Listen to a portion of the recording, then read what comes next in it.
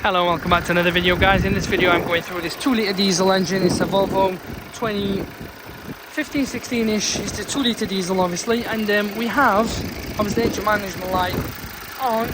Sorry, it's not on, it's intermittent, should we say. Sometimes on, sometimes not on, but in your case it may be fully on, and these are the two fault codes.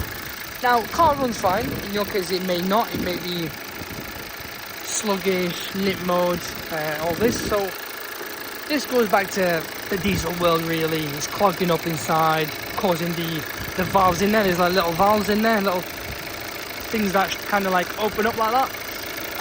You'll probably see it when if you go on eBay or online, you'll see it. So yeah, the diesel world does cause that. Now this one, the runner control, is actually these in here that's packed in, so you'll need to replace this, open these bolts up. In this video I'm not going to show you how to open it up, but I'm just telling you that that fault code is to do with this. Now the bottom one, manifold absolute pressure sensor, that's this sensor here.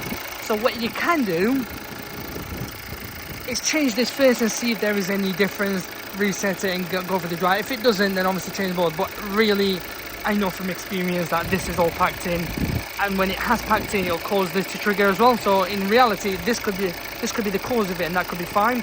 But if you're gonna change them, just buy them all, change them both together, this one and that sensor there, and then the sensor is there.